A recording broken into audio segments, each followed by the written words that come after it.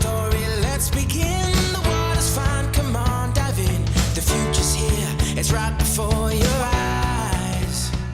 You're listening to Aviation Marketing Hangar Flying, the community for the best sales and marketing professionals in the aviation industry. Your hosts, John and Paula Williams, are your sales and marketing test pilots. They take the risks for you and share strategies, relevant examples, hacks, and how-tos. Be sure to subscribe on iTunes so you won't miss a thing. Welcome to Aviation Marketing Hangar Flying episode number 23. Today we're talking about video and why you should include video in your marketing strategy. Why not? Why not? If you're seeing this on the internet, you are seeing our smiling faces. If you are hearing this as a podcast, then of course you are not seeing our smiling faces. But we are actually using a video setup that we put together for a client and thought we would take advantage of the situation, being the resourceful souls that we are, right? Well, we already have the entire situation set up. We don't have a permanent video studio yet. Right.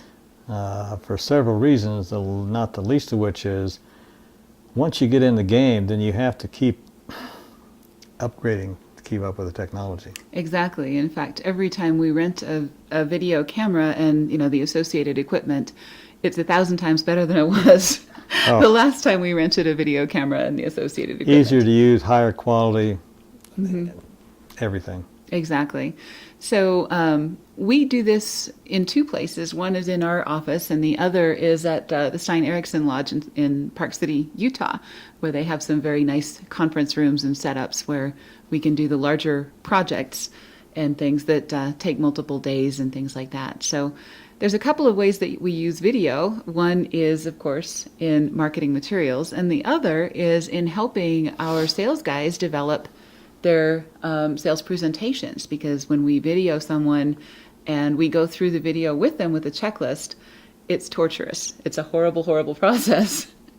But it really is the very best way to get through some of the issues that they're having with their presentation and some of the things that are kind of tripping them up. So it really helps a lot when we do that a few times, and by the end of the day, they're fantastic. Yeah. Yeah. Well, but you can take multiple takes without ever stopping the camera. Exactly. All you got to do is say, okay, that's enough. We're going to start this over at page 3 or line 1. Give it a couple of seconds of space and go for it. Because it's very easy to slice them up anymore. You just put it in an iMovie or something. And so we end up with very polished marketing materials for people if that's the intention. Or if it's for training purposes, then of course the video is just to show them, show our client, here's a way that you could do this more effectively. Exactly. So I'm going to share a couple of statistics, and of course you can prove anything you want with statistics, but I actually agree with a lot of these. So that makes it right. Of course it does. So videos provide a 74% increase in a visitor's understanding of a product. I could probably buy that one. Yeah? It's a lot easier to see what somebody's doing than have them write it down on a piece of paper and then try to follow along. Exactly. It's a lot easier to show someone than tell them, especially if you're demonstrating a video or demonstrating a product or a concept, right? Well, if you remember the old adage, what is the picture's worth 1,000 words? Mm-hmm. Think about video as you get at least 30 pictures per second. Right. That's true. Here's another statistic. 45.5% of internet visitors or users view at least one video over the course of a month. Is that true? Well, I'm probably not one of the 45%. But you view at least one video on the internet per month. I know you do because I show them to you.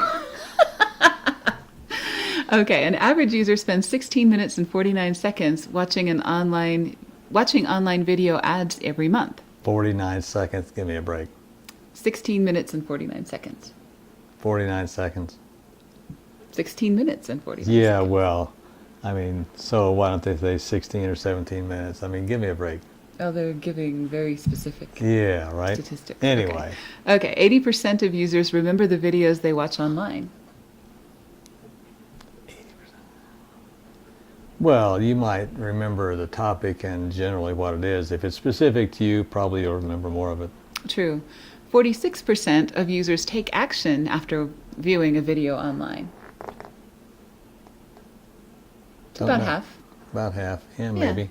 Maybe. Exactly. Your website visitors are 64% more likely to buy a product after watching a video. That's probably fairly true. Yeah. In fact, it may be even higher than that. Yeah. It really depends on the market. And again, these are general statistics and your results may vary, as they say in the Exactly. disclaimers. When video is included in an email, there's a 2 to 3 times increase in click-through rates. I will tell you that is absolutely true, having seen it in our Infusionsoft statistics for ourselves and for clients. When video is included in an email, there's a 51% increase in subscriber to lead conversion rates. Wow. I think that is probably also true compared to video versus no video. And all those stats come from, James Perrin at Kuzai.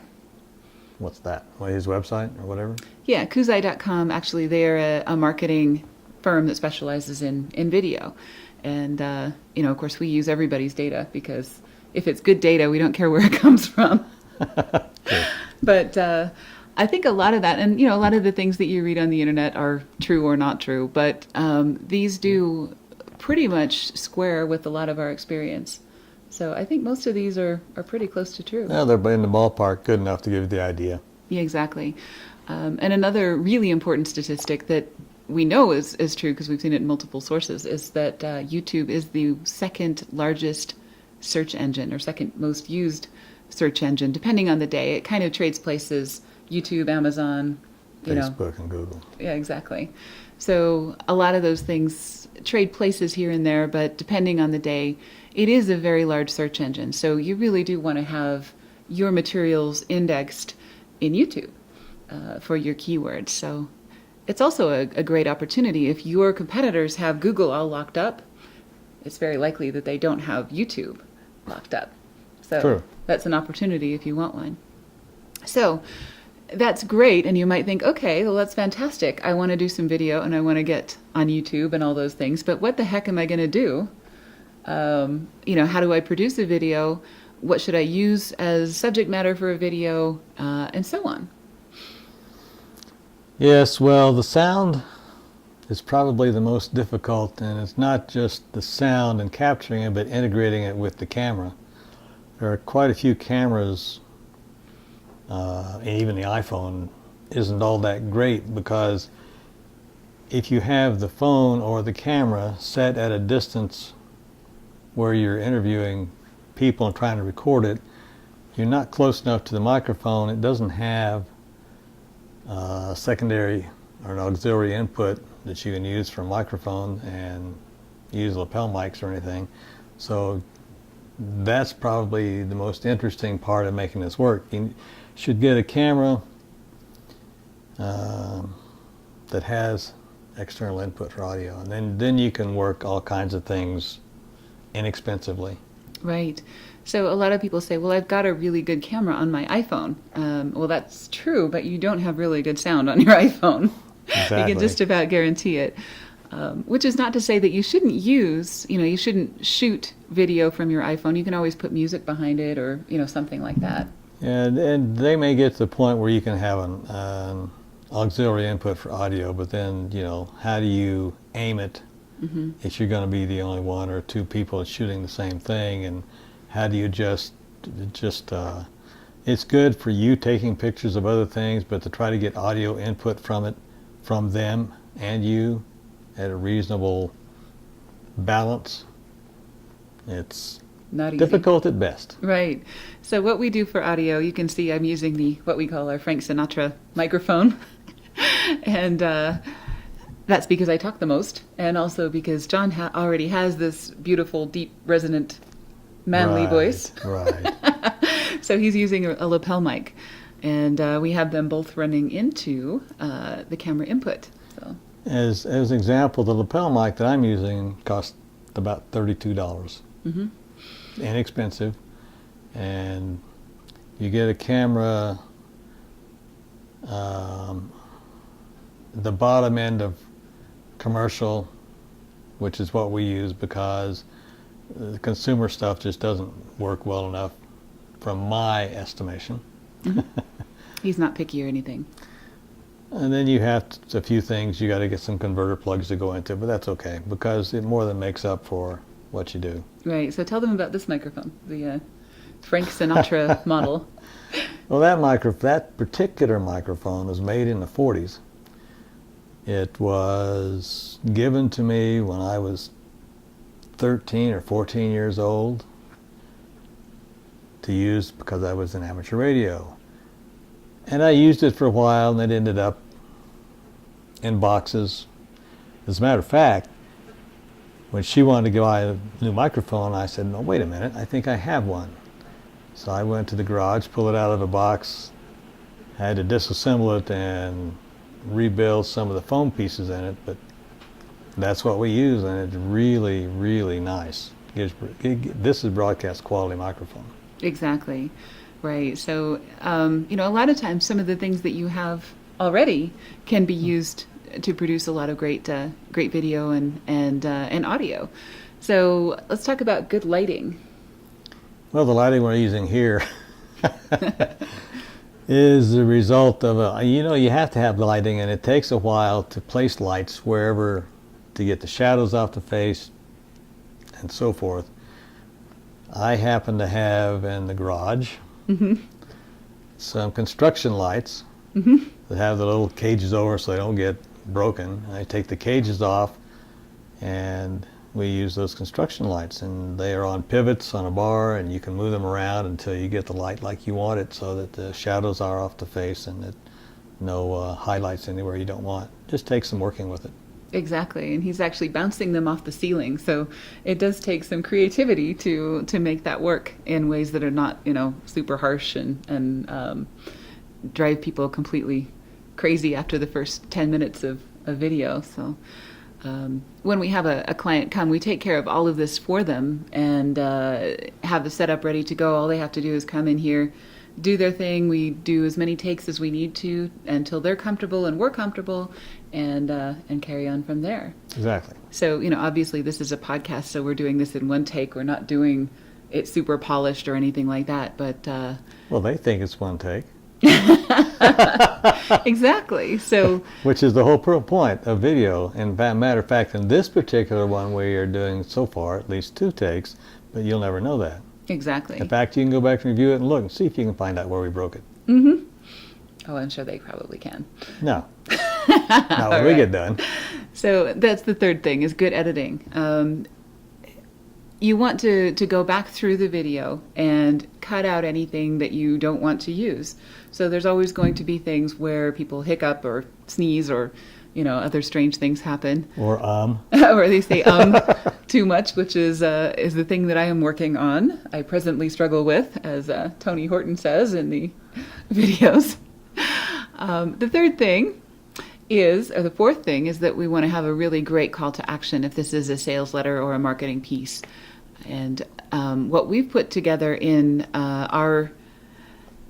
with the things that we've learned from the other products that we've offered, and combining that with videos, what we call a video sales letter product. And what that is it's a video on top of a form that people can use to either request more information or purchase your product. So they see the video, you give a really good demonstration or explanation of your product or service. They are right there where they can fill out the form to purchase your product. And that's proven to be, in the last few months, in a lot of the groups that we work with, one of the most effective sales techniques there is. If you ever watch late night TV, you'll see the infomercials, because they know how important it is to get you to call right then, and they'll put a little timer on the screen and everything saying, you get this discount if you call in the next 10 minutes. You can duplicate a lot of the techniques that work without being quite so cheesy. Or nauseous. Or nauseous. Nauseating. Yeah. Nauseating with what we call a video sales letter on the web. And basically what that is, like I said, is it can be a short or long. It can be 2 minutes to 10 minutes video, however long it takes to sell whatever it is that we're selling effectively, together with the call to action, the form that they fill out, and take it from there. And sometimes we can do what we call a 2-stage video sales letter. The first stage is to sell an information product. To get more information about this product, click here, and all we need is an email address and a name, to fairly low risk call to action, as we've talked about in previous podcasts and other materials. And then the second stage is, once they've downloaded those materials, the second video goes into more detail about your product or service, and actually sells the product, where they actually put in their credit card information and make the purchase. So that first video can be very short. The second video will be longer and in a lot more detail. A lot of people ask us, how long should a video be? About that long. About as long as it takes. There's a lot of statistics that say that people will only watch a video online for 15 seconds, or they have the attention span of a goldfish or whatever. We think that's BS. People have as much attention as you earn. If you get them interested in your product, and if it takes 20 minutes to explain your product, and you're able to keep them interested that much time, and they really are a qualified prospect. Right. And as long as you know your demographics and you're talking to them, yeah, then they're going to be interested and last longer on watching. Right. And so, sometimes we want to break that up into shorter segments, maybe go from live action talking heads to slides, back to talking heads, to a product demo, and so on. And we want to use things like music and things to move things along and structure the video so that people maintain their interest. But as long as you are telling a great story and giving them information that they want, they'll stick around. Yes. Absolutely. Okay, well, thank you for joining us, and we hope that you've enjoyed this, and we hope that you will take some action as far as figuring out where video can fit in your marketing system. And if you want to do some kind of video in your sales training system, we found that to be very effective as well. So those are 2 ways you can use video, and we hope you do one or both of them, either with our help or without it, right? Of course. Of course. So have a great week, and we'll see you next time. Yes, we will.